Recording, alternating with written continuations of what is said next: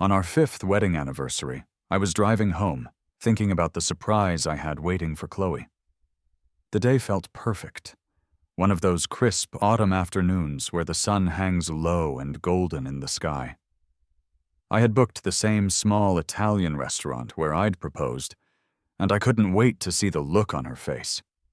That look, however, was one I would never get to see. One moment, I was humming along to the radio, and the next, there was a deafening roar of an engine and the horrifying screech of metal against metal. A truck, seemingly out of nowhere, slammed into my side of the car. The world spun into a chaotic blur of shattered glass and blinding pain before it all went black. I came to in the hospital, the sterile smell of antiseptic filling my nostrils. A dull, throbbing agony radiated from my lower body. I learned later that the truck hadn't just hit me. It had run over my legs multiple times. My wife, my childhood sweetheart, Chloe, had apparently been a hero. The nurses told me how she had rushed to the hospital, frantic, and donated her own blood when supplies were low, desperate for the doctors to save me. I was lying there, waiting for her to come in so I could tell her how moved I was, how her love was the one constant thing in my life. But before she entered my room, I overheard her talking to her assistant just outside the door. Her voice was low, but the door was slightly ajar, and the words drifted in with a chilling clarity that cut through the fog of my pain medication. "There's still time to save him," her assistant said, her voice laced with a strange urgency. "Are you really going to give up on the treatment? You're just going to let him become disabled for the rest of his life?" Then came Chloe's reply, and the voice was not the one I knew. It was flat, emotionless, and as cold as ice. "I had someone hit him on purpose," she stated, as if discussing the weather. "I needed him to be disabled. I have always loved Mark. If the Hamiltons hadn't opposed him and threatened me, I would never have suppressed my feelings and pretended to pursue Liam, just because he was a suitable match. My greatest regret in this life is not being able to give the man I love a proper status. If I can't give him that, the least I can do is give him a wedding. If Liam finds out I'm organizing a wedding for Mark, he would surely cause a scene. It's better if he's stuck at home, unable to go anywhere, completely unaware of what's happening." The assistant sighed, a sound of weary resignation. "Chloe, I know you love Mark, but Liam doesn't deserve this. He's done nothing wrong. He has no idea that you love someone else, or that the child you both were expecting that you killed him at birth. The fact that the little girl living with him is actually yours and Mark's is already cruel enough. If he ends up paralyzed on top of all that—" Chloe's voice cut her off sharply. "I don't care about his suffering. I only care about Mark. Even if Liam's legs were crushed to dust and his child was dead, it still wouldn't compare to a single one of Mark's tears." I lay frozen on the hospital bed, the words washing over me like a torrent of ice water. The physical pain in my legs was nothing compared to the agony that ripped through my chest. The truth was so monstrous, so far beyond anything I could have ever conceived, that my mind couldn't process it. Mark, the once poor student my family had helped finance through college, was now Chloe's secretary.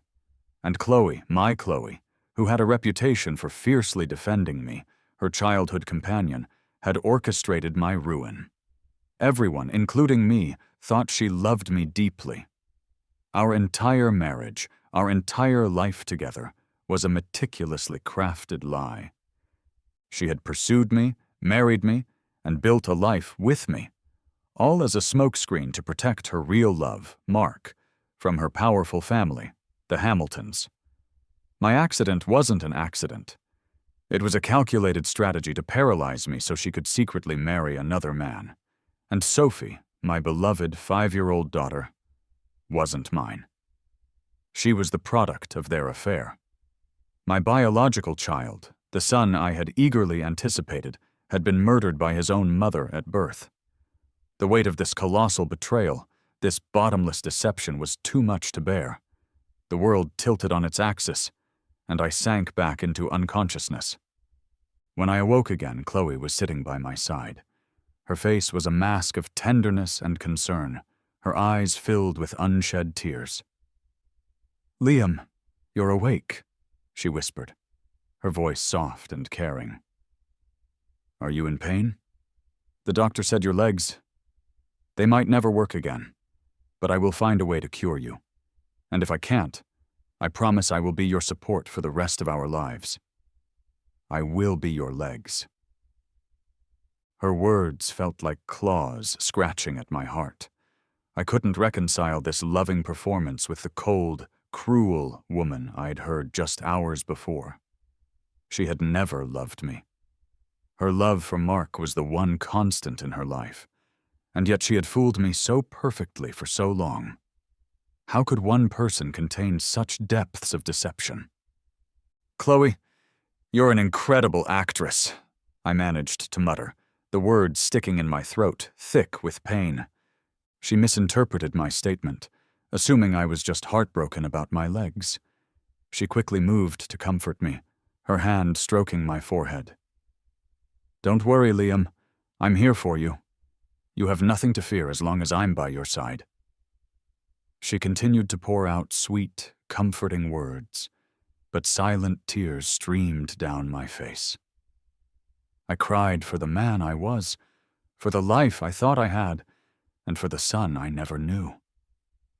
She only left when her assistant knocked on the door with some urgent business, telling me to rest well before she departed.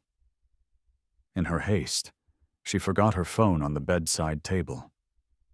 Still weeping, I reached for it with a trembling hand. There was no password. In the past, she'd told me that trust was more important than secrets. The truth had once seemed so simple.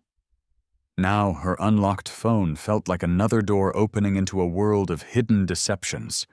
The screensaver was a picture of her kissing Mark. I had never seen her look at me with such devotion, her eyes so focused, as if she were kissing the most precious thing in the entire world. Her private photo album confirmed everything. It held thousands of photos of Mark, each one captured with a loving eye. There were photos of him eating, reading, playing in the snow, and one particularly poignant shot of him walking in a simple white shirt under a sycamore tree. She had labeled the album, "The Love of My Life." I remembered all the times I'd seen her staring at her phone with that soft, tender expression. I used to joke that she must be keeping secrets from me. She would always quip back lovingly, "Of course you're my most treasured secret." I used to blush, thinking she was being sweet and playful. Now I realized it was the only truth she had ever told me. Her most treasured secret was her love for Mark. Consumed by a fresh wave of tears, I clutched my aching heart. How could Chloe cherish one man so fiercely while so completely and utterly ruining the life of another? In my despair, I finally dialed the number for my parents overseas in France. "Dad? Mom? I want to divorce Chloe," I choked out as soon as they answered. Their shock was palpable over the phone. "Liam, what happened? Did you and Chloe have a fight?" To everyone, we had been the model couple. "What on earth is going on? Why are you suddenly talking about divorce? Why are you crying like that? Say something, you're worrying us to death." Their questions came one after another. Even though I felt like I was drowning in despair, a strange clarity settled over me. What Chloe had done was too cruel, too monstrous. If I told my parents the whole truth now, over the phone, the shock might be too much for them. I didn't want them to worry more than they had to. I swallowed my pain and did my best to sound calm. "I'll explain everything in detail once I get to France," I said, my voice steadier than I thought possible. "Mom, Dad, please don't mention this phone call to anyone, not even to Chloe. Once I get all the paperwork sorted out, I'll come and meet you." Though they were anxious, they knew I had always been independent. They didn't press further, only telling me to think things through carefully and assuring me of their support no matter what I decided. In the days that followed, I remained in the hospital, a captive audience to Chloe's masterful performance. She returned to her usual role as the tender and loving wife, taking care of me with meticulous attention. To any outsider, she was the picture of devotion. She would buy my favorite foods and personally feed them to me. When pushing my wheelchair for walks around the hospital garden, she would frequently stop to make sure I wasn't cold, carefully tucking a blanket around my useless legs and asking if my wounds were painful. I seemed enviably lucky, the recipient of a profound and selfless love. But only I knew it was all a lie. It turns out you could pretend to love someone with terrifying perfection. On the day of my discharge, she received a phone call. She said there was a critical issue at work that she had to handle immediately and left in a hurry. I knew, without a doubt, that it was Mark on the other end of the line. She only wore that gentle, urgent expression when she spoke to him. The way she loved him was so obvious in hindsight. How had I been so blind for all these years? After she left, I took a cab directly to the marriage registration office. I had the marriage certificate with me, the one we'd signed with such hope 5 years ago. I handed the pre-prepared document to the staff member behind the counter. "Hi, I'd like to file for a divorce." The staffer looked at my documents, then back at me, a frown creasing her forehead. "Sir, this marriage certificate is a fake. If you don't want to get a divorce, there's no need to bring a counterfeit certificate as an excuse."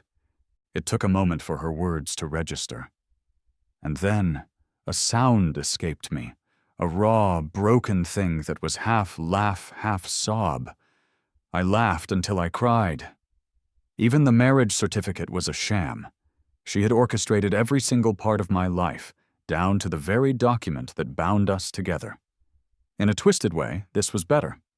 It saved me the trouble of a messy divorce. I gathered my papers and took another cab, this time to the embassy, to apply for permanent residency in France.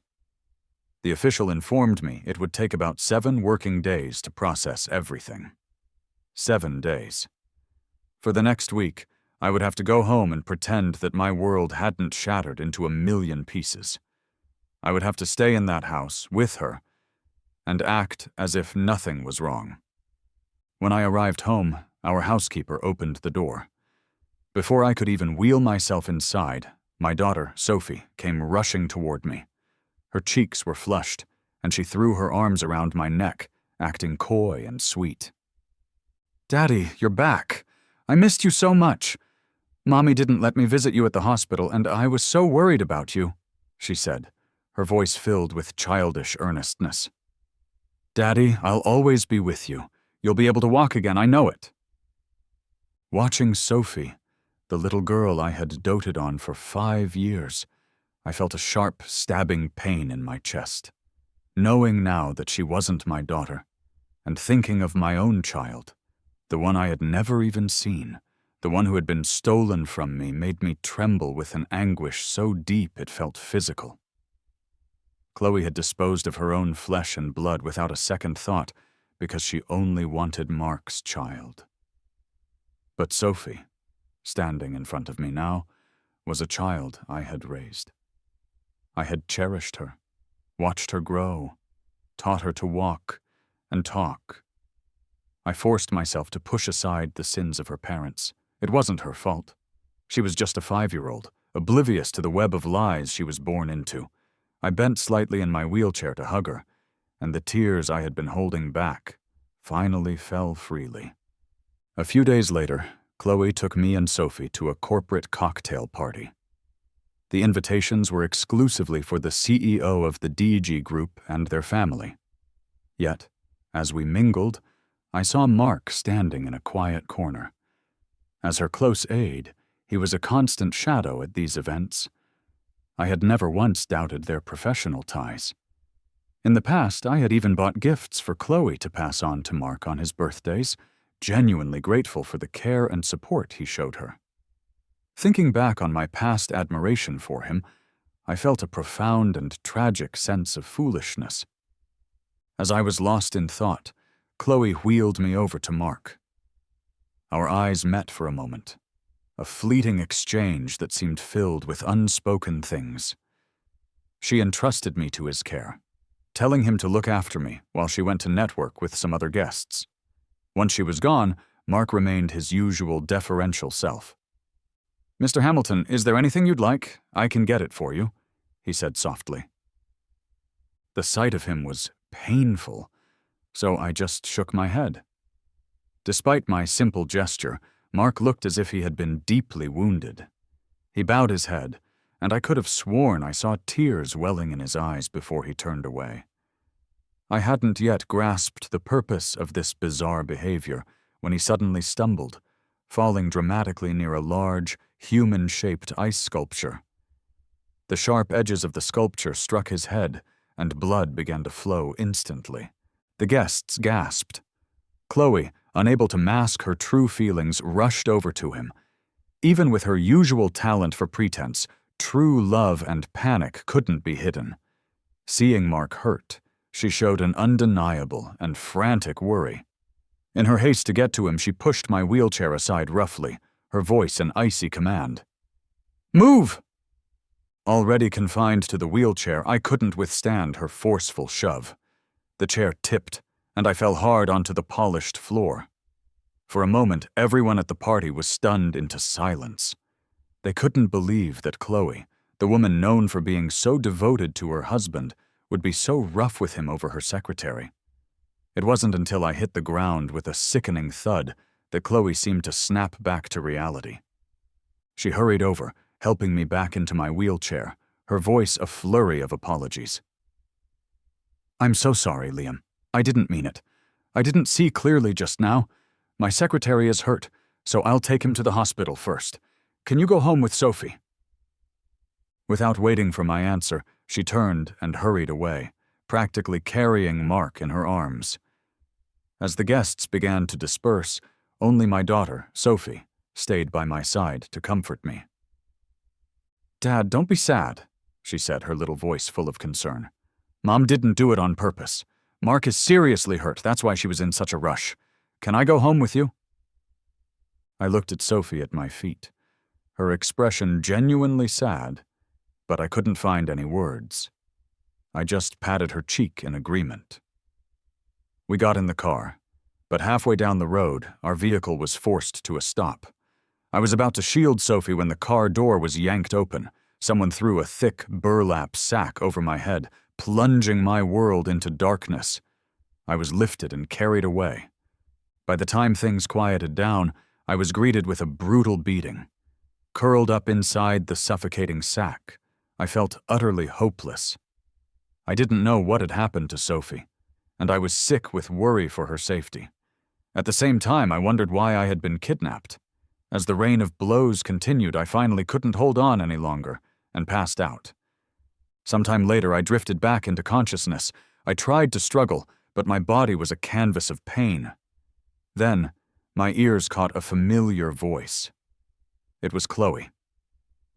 "He's been beaten so badly, he's been out for hours. Even if this is revenge for Mark, I think this is enough. I'm afraid if this continues, Liam's life will be in danger." So it was her. Chloe was behind my kidnapping. All of this, the beating, the terror, was to avenge Mark's feigned fall at the party. My heart ached sharply. Before I could even begin to process this new layer of cruelty, I heard another voice, a childish yet spiteful one that I knew all too well. It was Sophie. "It's not enough. He hurt my dad on purpose. I want him to wish he were dead." Then, the daughter I had raised and cherished, my sweet, obedient Sophie, raised a stick and struck it hard against my back. In the darkness of the sack, I felt like I had been struck by lightning. My eyes flew wide open in silent shock as I let her hit me over and over again. I bit my lip, forcing myself not to cry out, as tears of a pain deeper than any physical blow streamed down my face. I realized then that the daughter I had loved so dearly for 5 years knew everything. Her obedience, her sweetness, her concern, it was all an act. The 5-year-old I had held dear, the one I stayed up all night with to soothe her fevers, the one I taught to walk and talk, harbored a deep-seated hatred for me. With each strike, her small body put all its strength into the blow. It felt as though a tsunami was crashing over me, and I heard nothing more before I once again lost consciousness. When I woke next, I was back in my own bed at the Hamilton estate. Chloe and Sophie were hovering over me, their faces etched with convincing portraits of concern and guilt. As soon as they saw I was awake, they rushed to my side. "Liam, you're awake!" Chloe exclaimed, her voice thick with relief. "It's all my fault. I shouldn't have left you alone with Sophie. I let those kidnappers take you. Don't worry, we've caught them now. I'll make sure they pay 100-fold for what they did to you." Sophie, her eyes red and puffy, brought a bowl of medicine over, gently offering it to me. "Dad, take your medicine. It'll help you get better. When I grow up, I'll protect you and I'll never let you get hurt again." I looked at the mother-daughter duo and their convincing performance, recalling the brutal beating I had endured in that dark, suffocating sack. My face showed no emotion. There was only an endless sorrow and despair spreading through me, a cold emptiness where my heart used to be. I said nothing. Since my legs had been crippled and I had learned the truth about their deceptions, I had lost the will to speak. I just wanted my paperwork to be processed quickly so I could return to my parents and begin the long road to recovery. I remained silent. Chloe, not noticing anything amiss, simply assumed my sullenness was due to my inability to walk. She tried even harder to cheer me up, her act of the doting wife becoming more elaborate by the day. During the day, I could barely manage to go along with their charade, but at night, my sleep was tormented by nightmares.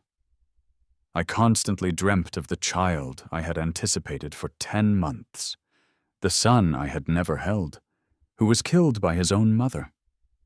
I often awoke from these nightmares drenched in a cold sweat, tears staining my pillow. I dreamt of my child many times, but in my dreams his face was always blurred. I had never seen him, so how could I know what he looked like? I didn't even know where Chloe had buried him, where I could go to pay my respects. Determined to do something, anything for my lost son, I went to a nearby temple to light a lantern for his soul in the afterlife. I prayed that this small gesture would prevent him from wandering as a lonely ghost, that he might find peace and be reincarnated. After offering the lantern, I moved behind a large statue to pray in solitude. Just then, I thought I heard Chloe's voice from outside. Peeking around the statue, I saw her. In her hands was an urn. She was accompanied by Mark and Sophie. As they reached the temple door, I heard Mark speak softly. "Chloe, are you really going to scatter your and Liam's child's ashes, just because I've been having nightmares of him seeking revenge?" He sighed. "This was your child, too. You gave him up for me. His hatred is justified." Beside him, Sophie tugged on his sleeve, her eyes full of adoration. "Dad, you're just too kind. He's dead, yet he still clings to you. Whatever Mom does is right." Chloe nodded, caressing Mark's face with a tenderness I had never received. "Nothing is more important than you," she said. With that, she opened the urn and looked coldly at its contents, as if it held nothing more than dust. In the next instant, she tilted her hand and poured all the ashes directly into a nearby sewer drain. I watched, paralyzed, as the last remnants of my son were emptied into the filth. Mark visibly sighed with relief.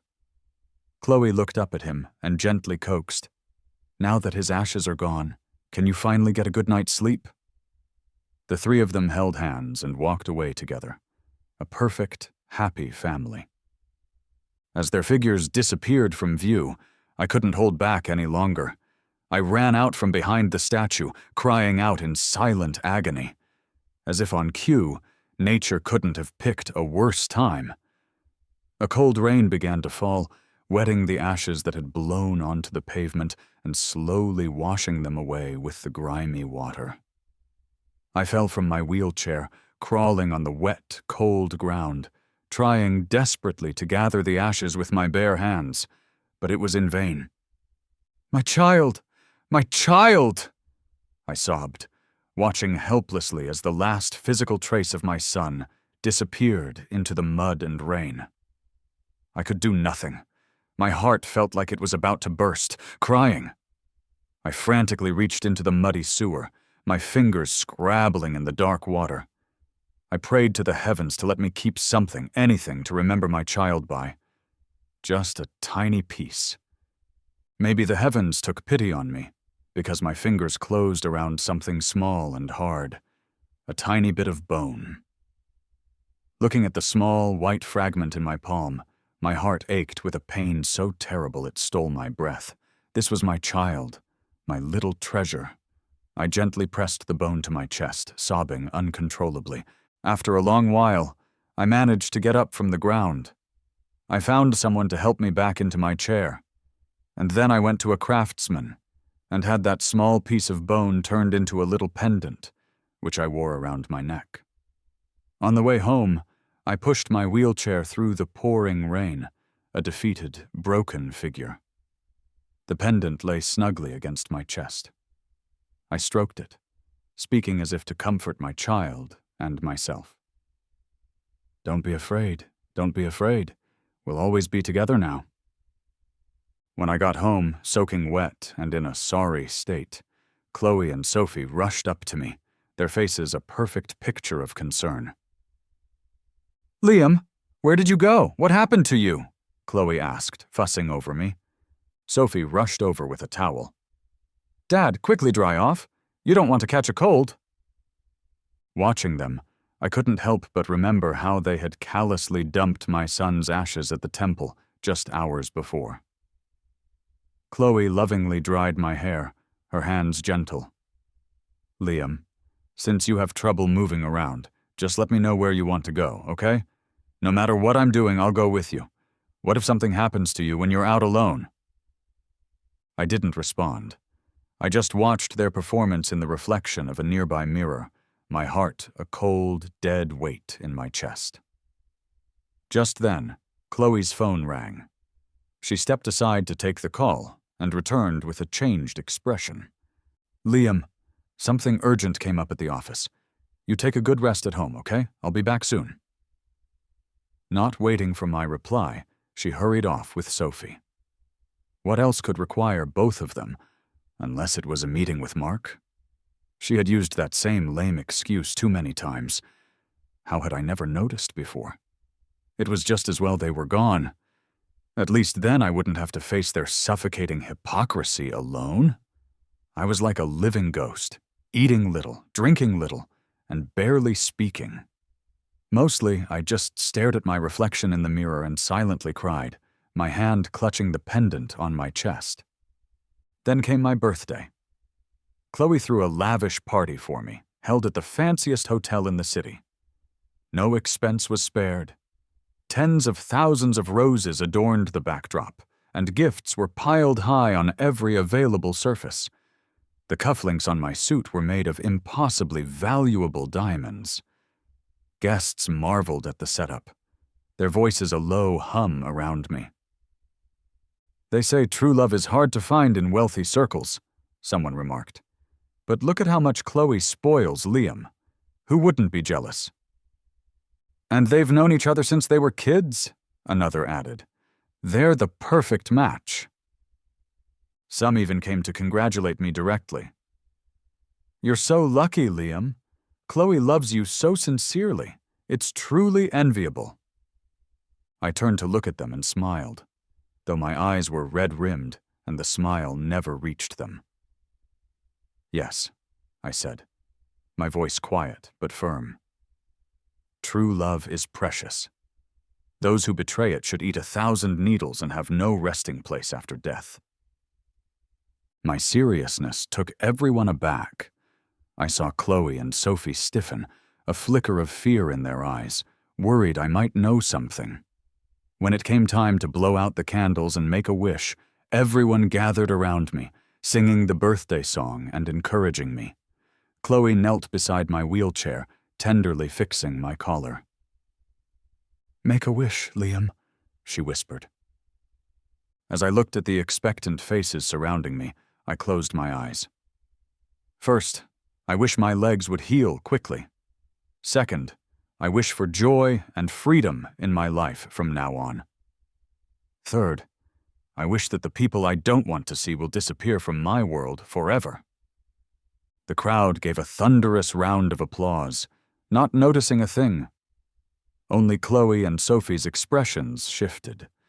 For the first time, my birthday wishes weren't about them. In past years, my wishes had always been for their health and for Sophie's happiness. This time, my wishes were only for myself. Sensing something was wrong, they quickly tried to explain themselves. "Liam, what's wrong? Are you upset because I haven't spent enough time with you lately?" Chloe asked, her voice soft. "There's a big project at work, and I've been so busy. But once it's done, I promise I'll be by your side, okay?" Sophie chimed in. "Dad, I just started kindergarten, so I've been busy with lots of homework. Please don't be upset with me and Mom, okay?" I looked at them, my eyes shimmering with unshed tears, and said nothing. Busy. Yes, they had been very busy planning their wedding with Mark. Just then, Mark himself finally showed up. He handed a gift to me, apologizing. "Liam, I'm so sorry I'm late. I've been busy planning my wedding with my girlfriend." I looked at him calmly. "Mark, when did you get a girlfriend? I've never heard you mention it." He blushed slightly. "We've been together for many years. We just never made it public." My fingers tensed involuntarily on the armrests of my wheelchair. I nodded slightly. "Congratulations. When is the wedding?" Before he could say more, Chloe interrupted. "The fireworks show is about to start, Liam. How about I take you outside to watch it? Rumor has it that couples who kiss under the midnight fireworks will stay together forever." Most of the couples at the party had already chosen their spots outside. But when I went out with only a few minutes to midnight, I suddenly couldn't find Chloe. I wheeled myself around, looking for her, and sure enough, I found her in the hotel garden. She was kissing Mark. The fireworks lit up the night sky, brilliant and dazzling, making their figures starkly clear against the darkness. Standing nearby was Sophie, looking up at them with a face full of happiness. A happy family of 3. I just stood quietly in a corner, feeling like my heart had been completely eroded, unable to feel pain anymore. After returning home, I washed up and went to bed early. Chloe, having had quite a bit to drink, fell asleep even quicker. In the middle of the night, her phone, which she'd left on the nightstand, kept ringing. Seeing no sign of her waking, I painstakingly sat up, picked up the phone, and answered. It was one of Chloe's assistants. Before I could speak, she began to report in a panicked voice. "Ma'am, something's happened. Mark was in a car accident. I checked, and it was arranged by your grandmother's people. They found out you and Mark were still involved, so they targeted him. He's now—" Before she could finish, Chloe had somehow woken up and snatched the phone from my hands. She listened to the voice on the other end, her face growing darker and more stormy by the second. After hanging up, she feigned calm to comfort me, though her anxiety was palpable. "Liam, it's late. You should sleep. I have some things to handle. You rest. Don't wait up for me." She didn't return that night, and Sophie was missing too. I knew that with Mark's accident, they were likely at the hospital caring for him, but I wasn't bothered. My paperwork was almost complete. I thought they would stay at the hospital for days, but surprisingly, the mother and daughter returned that same evening. They acted as if nothing had happened, showering me with care. Chloe offered to cook a special dinner, and Sophie stuck close to me, even massaging my legs kindly. "Dad, if I massage your legs more, you'll recover better, right?" she said sweetly. I had many doubts, but couldn't ask directly. So I casually mentioned, "I heard Secretary Chin had a car accident. How is he doing? Is he okay?" Chloe's movements stiffened as she was setting the table. "Liam, how did you know about his accident?" "Last night when you took that call, I overheard bits of it. Just enough to know he was in an accident." She seemed to relax, explaining softly, "I didn't tell you initially because I didn't want to worry you. His injuries are pretty serious, multiple fractures. He'll be bedridden for a while, but there's no need for you to worry. I've had people from the company assigned to look after him." Listening to her, an uneasy feeling gripped me. I knew she loved Mark deeply. With him so gravely injured, she should have been at his side constantly, not here doting on me. After dinner, something still felt amiss, but she said nothing more. Before bed, Chloe sat beside me with a cup of honey water. "Liam, you haven't been sleeping well lately. I made you some honey water to help you sleep. Drink up." I glanced at the cup, reluctant to drink, but she was insistent, gently but firmly pressing the cup to my lips. "Drink it so you can sleep well." Unable to resist, I swallowed the honey water. Not long after, a dizzy sensation overtook me, and I lost consciousness. In a deep sleep, I dreamt I was in a hospital, lying on a cold surgical table surrounded by doctors and nurses in white coats. I tried to speak, but my mouth wouldn't open. After a while, I finally awoke, finding myself back in my own bedroom. My body ached terribly. Just as I was about to call for help, I overheard servants chatting outside my door. "Mr. Hamilton isn't awake yet, right?" one whispered. "Poor guy," said the other. "And who knew, madam, despite always being so doting on him, would do such a thing for that Mark? After Lady Hamilton arranged for Mark's accident, madam lashed out.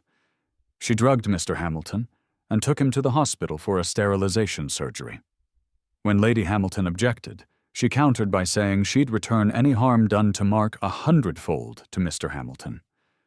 She also said that since he can't have any more kids, we're not to talk about taking Sophie away anymore. She said only Mark deserves to share a child with her." "Yeah, and since he's still recovering, his wife made sure to take him home from the hospital without him noticing. She was adamant that we must not let him know. I mean, who would dare tell him? It's like signing your own death warrant." I sat stunned on the bed, as if I'd been hit by lightning. My whole body ached as if it were about to burst. With shaking hands, I lifted my shirt and saw a fresh, stitched scar on my abdomen. The pain was dulled by the lingering effects of anesthesia, but in that moment my heart squeezed so tight I could hardly breathe. Chloe. She killed our child for Mark, crippled my legs for Mark, and now for Mark. She had gone as far as to make me sterile. I had reached my breaking point. I needed answers. I needed to confront her. Struggling to get up, I stumbled from the bed and pushed my wheelchair out of the room, crashing through the house in a blind panic. In my haste, I accidentally pushed open the door to the one room Chloe never let anyone enter. The moment I opened it, I froze in shock. It wasn't just her phone that was full of Mark's photos. This entire room was packed with them. The shelves were filled with mementos of their love. Scarves Mark had knitted for her, love letters she had written to him, and keepsakes he had given her. A diary sat open on the desk. The first line I read was, "Today, I am marrying a man I do not love. I already know the rest of my life will be filled with pain." Every single word that followed felt like another knife piercing my heart. Today I was with Liam again. He kept asking for it, so I gently appeased him and gave in once more. Afterwards, I washed myself 3 times. And then, the most damning entry of all. I killed my and Liam's child myself. He looked so much like Liam, small, soft, and innocent. For a moment I hesitated, but Mark cried. He said he didn't want me having children with another man. So I chose to sacrifice my child for him. Watching the life fade from our own son. As I read on, I crumbled. I wanted to scream, but no sound came out. How could she love him so much? Chloe, why? Why did you love him so much that you were willing to push your own husband and son into hell? On the day before Chloe and Mark's planned secret wedding, I finally completed my immigration process. In the preceding days, I had been like a ghost. But when the embassy called to confirm my paperwork was ready, a hint of life returned to my face. After hanging up, I booked a flight to France online. Having done all this, I started shakily packing my things. There was nothing in this house I cared for, aside from a few personal documents. I didn't plan to take anything else, not the expensive gifts from Chloe, not the little trinkets Sophie had made for me. The expensive watches, the handmade pottery. I had once cherished them as treasures, carefully keeping them all. Now I realized they were just replicas of gifts she had first given to Mark, or failed experiments passed on to me. I cleared out everything related to Chloe and Sophie, taking it all to the backyard and setting it ablaze. As the flames rose, a part of my heart seemed to be cleansed along with them. When the fire finally died down, I returned inside. I had barely entered the door when I saw Chloe and Sophie coming down the stairs, both dressed in beautiful gowns, looking as if they had just returned from a fancy event. Seeing me, their expressions changed, and they hurried over. "Liam, where did you go? And where are all the gifts we gave you?" Chloe asked, a note of suspicion in her voice. "They were dusty, so I cleaned them and put them away," I said calmly. Relieved, they assumed I still didn't know I had been made infertile. Seeing that I seemed normal, Chloe said gently, "We've been so busy lately, we couldn't spend much time with you. We came to see you today, but we'll be away for the next few days. Once things settle down, how about we take a family trip?" Sophie hugged me happily. "Are you excited, Dad? I love traveling with you and Mom." My expression remained calm. I just nodded silently. They left, relieved, giving me a few more instructions before they departed. What they didn't know was that as soon as they were gone, I silently slipped away under the cover of night, my luggage in hand. My figure melted into the darkness, vanishing without a trace. Meanwhile, Chloe's secret wedding to Mark was being carefully planned. As Chloe stood at the altar, watching guests mingle and laugh, she felt an odd sense of unease. While she had only invited close friends who she thought wouldn't spill the beans, her heart still raced. Thinking it was just jitters from finally marrying her true love, she couldn't help but call her assistant. "Check if Liam is home," she ordered, "and make sure he doesn't find out about the wedding. He'll make a scene, you understand?" After hanging up, she felt slightly calmer. As the ceremony began, Mark, dressed in a white tuxedo, slowly walked toward her to everyone's delight. Ahead of him was Sophie, acting as the flower girl. She handed the rings to Chloe, beaming at the couple. Just as Chloe was about to place the ring on Mark's finger, her phone rang, breaking the sacred moment. Frowning slightly at her assistant's name on the screen, she picked up. Her assistant's panicked voice cut through the line. "Boss, something's wrong. He's found out everything you've done to him. When we weren't looking, he quietly left with his luggage, and news just came in. A strong turbulence hit the flight he was on. The plane crashed into the sea, and they're saying no one survived." It was as if a loud, buzzing sound exploded in Chloe's ears, leaving her in a state of shock. It took her a long moment to snap back to reality. Liam knows everything. He knows all of it. But why didn't he confront me? Why did he just choose to leave? No, it can't be. She repeatedly denied the thought, but her assistant's words kept echoing in her ears. His plane crashed and he's missing." Seeing her confused expression, Mark grew flustered. He stepped forward, gently taking her hand. "Chloe, are you okay? Everyone's waiting for you." He held out his hand, indicating for her to put the ring on it. Chloe stared at his outstretched hand, but her mind involuntarily replayed the image of my face. She remembered our own wedding, how I had eagerly extended my hand just like this. But back then, all she could think about was Mark, and when she placed the ring on my finger, she felt no joy. She picked up the ring, intending to put it on Mark, but her hands trembled so much she couldn't align it with his finger. After a long, tense pause, she finally put the ring down. She looked up at Mark and said, "Mark, Liam's had an accident. Let's postpone the wedding." Without waiting for a response, she hurriedly left the stage, leaving the guests and a stunned Mark behind. His funeral was a grand affair, just as I had planned. My parents, playing their parts to perfection, flew in from France, their faces masks of grief. Chloe, the grieving widow, knelt before them, her performance of sorrow so convincing it could have won awards. She spun a tale of how I had gone ahead to France to surprise them, how she was meant to follow with Sophie. It was a masterpiece of deception. My parents, knowing the truth, demanded that she promise never to remarry, as a condition for leaving Sophie in her care. Chloe's grandmother, eager to keep the ambitious Mark out of the family, readily agreed. The news was published in the papers, painting Chloe as a tragic, devoted lover, a persona she would now be forced to maintain. It was the perfect trap. It shattered Mark's dreams of marrying into the Hamilton fortune and sowed the seeds of doubt in Chloe's mind about the man she had sacrificed everything for. And it was all my idea. While they were dealing with the fallout in a city of lies, I was thousands of miles away, in a private hospital in Paris, beginning my recovery. The doctors were optimistic. They said there was hope for my legs. With enough rehabilitation, I might walk again. It was in that hospital that I met Sarah. She was a kind, vibrant woman visiting a relative.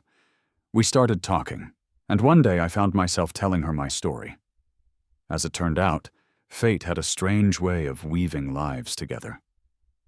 10 years ago, I had pulled a young girl from a car wreck, paid her hospital bills, and left without a name. That girl was her. She had recognized me instantly. When she heard what had happened, and that she was also planning to return home, she offered me a way to get my revenge. Her estranged brother Ethan had run away with his girlfriend years ago and never returned. The family had told everyone he was studying abroad. No one back home had seen him in years. They had long forgotten his face. I could become Ethan. I could go back. And so, with a new face, a new name, and a new purpose, I returned. The man named Liam who had loved Chloe Hamilton was dead, crashed and burned in a plane that never held him. Now I was Ethan, a renowned designer and pianist, brother to the heiress of the FG group. And I was back for everything they owed me. The party celebrating Sarah's return was my debut. As I stepped into the spotlight, I saw Chloe across the room. She was sipping a drink, looking bored, until her eyes landed on me. She froze, her glass slipping from her grasp and shattering on the floor.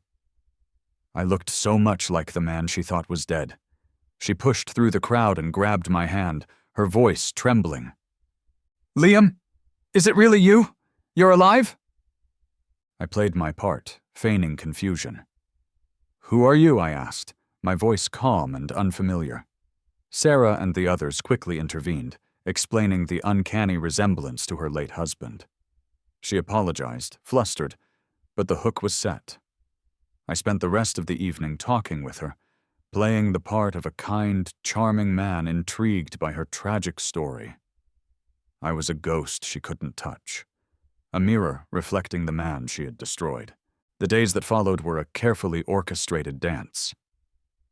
I let Chloe pursue me. letting her believe she had found a second chance, a substitute for the man she now, in her guilt, believed she had wronged. Her pursuit infuriated Mark. His jealousy grew into a possessive madness. He confronted me at a restaurant, trying to stake his claim on her. I simply played the victim.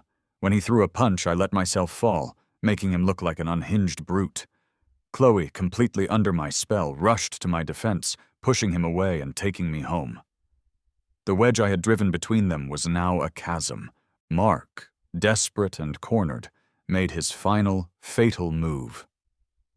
During a dinner at the Hamilton estate, with my sister, Sarah, and me as guests of honor, he burst in with Sophie.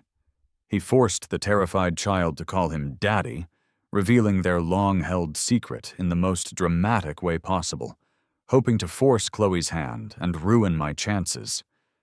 It was exactly what I had predicted he would do. Sarah and I stormed out, feigning disgust and outrage. The Hamiltons, who had been hoping to form an alliance with our powerful family, were incandescent with rage. Mark was no longer just an inconvenience. He was a liability who had publicly humiliated them and cost them a valuable connection. They dealt with him swiftly and ruthlessly. A few days later, the news reported that Mark had fled the city with embezzled funds, only to accidentally drive his car off a cliff. He was found barely alive, silenced for good. With Mark out of the picture, all that was left was Chloe.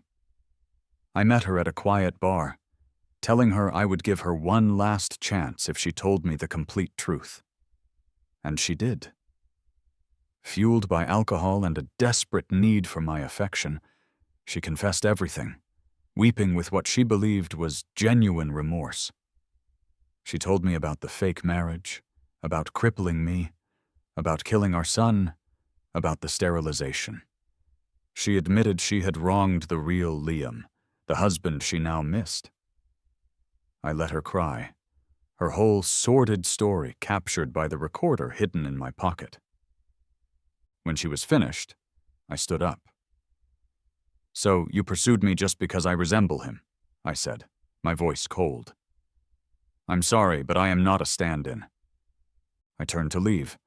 She panicked, chasing after me, begging me to believe that her feelings for Ethan were real.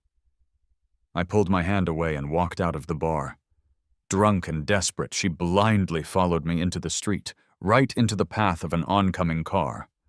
There was a loud bang, the squeal of tires, and then silence.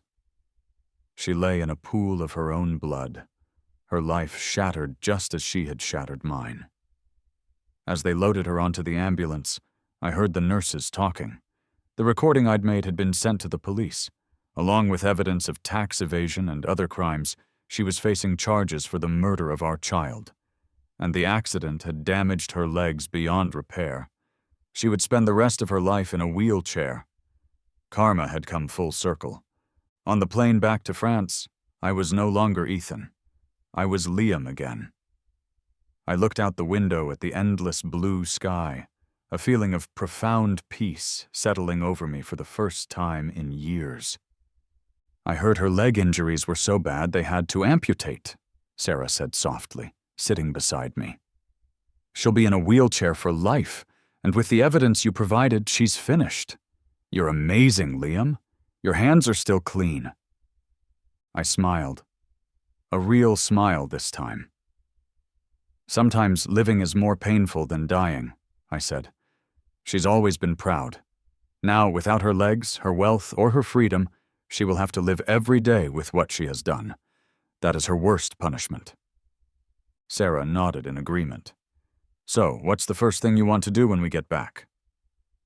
I gazed out at the clouds, took a deep breath, and laughed.